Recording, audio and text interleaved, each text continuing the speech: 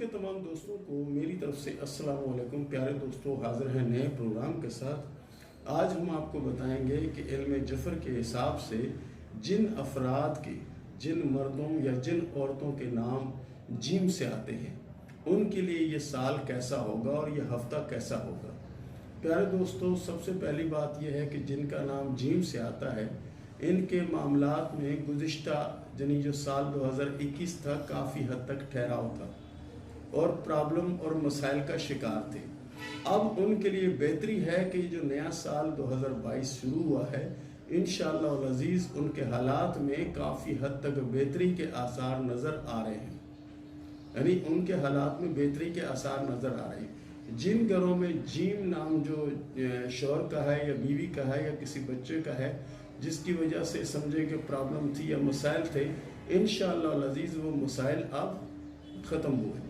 اب ایک اچھے وقت کا آغاز ہوا اور جو 2022 ہے اس سے اچھا وقت جیم والوں کے لیے نہیں آئے گا، اس سے اچھا وقت نہیں آئے گا۔ تو بہتر یہ ہے کہ یہ جو وقت آیا ہوا ہے اس میں فائدہ اٹھائیں۔ کچھ لوگ چاہ رہے ہیں کہ جی ہم گھر بنائیں تو شروع کر دیں، اس میں تو بہتر ہے یا نہیں؟ تو بالکل اگر وہ گھر بنانا چاہتے ہیں تو وہ شروع کریں، انشاءاللہ العزیز بہتر ہوگا۔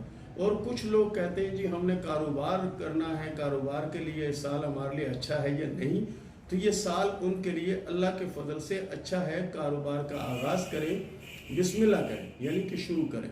اس کے بعد اگر کچھ لوگوں کا خیال ہے کہ جی ہم شادی لڑکی کی یا لڑکے کی کریں یا نہ کریں، کیونکہ گزشتہ جو ٹائم گزرا اس میں کافی معاملات آ رہے تھے، ٹھہراؤ آ رہا تھا، پریشانیاں آ رہی تھی، تو اب ہمارے لیے کیسا ہے؟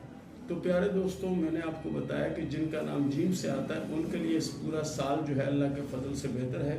اگر شادی کرنا چاہتے ہیں، سفر کرنا چاہتے ہیں، گھر بنانا چاہتے ہیں، جائیداد وغیرہ خریدنا چاہتے ہیں، یا کوئی معاملہ جو آپ کا کافی ٹائم سے رکا ہوا ہے اس کا اگر حل چاہتے ہیں تو اس کا حل صرف اور صرف اس میں موجود ہے۔ تو بہتر یہ ہے کہ یہ سال بہت زیادہ آپ کے لیے بہتر ہے، تو اس میں جتنا ہو سکتا ہے آپ آگے بڑھنے کی کوشش کرو، آپ آگے بڑھو۔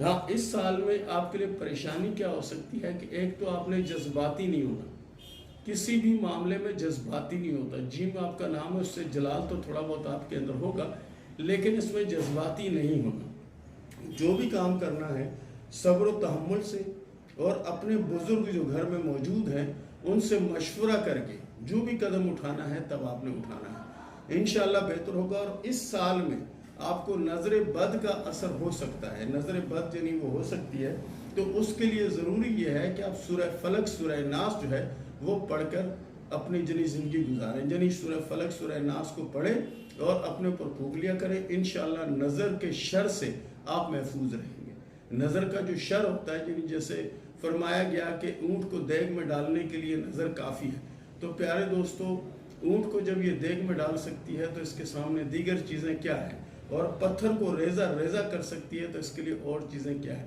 تو اس کے لیے سب سے بہترین توڑ جو ہے وہ نظر بد کا یہ ہے کہ سورہ فلق سورہ ناس اس کو پابندی سے پڑھنا شروع کر دیں، انشاءاللہ نظر سے حسد سے محفوظ رہیں گے۔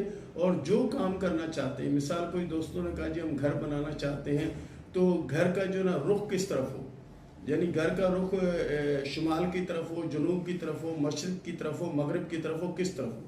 تو پیارے دوستو سب سے بہترین یہ ہے کہ قبلہ رخ آپ بنا لیں تو آپ کے لیے بہتر ہوگا۔ اور جیم والوں کے لیے یہ سال اچھا ہے، اس سے فائدہ اٹھا لیں، ورنہ یہ سال گزر گیا تو پھر کبھی اچھا اور کبھی برا اس طرح کے سلسلے چلیں گے۔ تو بہتر یہ ہے کہ اس میں اتنا کچھ بنا لیں کہ دیگر آنے والے سالوں میں اگر کوئی پرابلم بھی ہو تو اس کا آپ فیس کر سکیں اور اس کا حل نکال سکیں۔ یہ نہ ہو کہ آپ ارادہ ہی کرتے رہ جائیں کہ جی میں کام شروع کروں، میں گاڑی لے لوں، میں یہ کروں، میں وہ کروں یا نہ کروں۔ تو پیارے دوستو اس میں اپنا وقت ضائع نہ کریں، بسم اللہ کریں، شروع کریں، انشاءاللہ سب بہتر ہو جائے گا۔ یہ تھا پیارے دوستو ہمارا آج کا پروگرام۔ ملتے ہیں اگلے پروگرام میں، تب تک کے لیے اللہ حافظ۔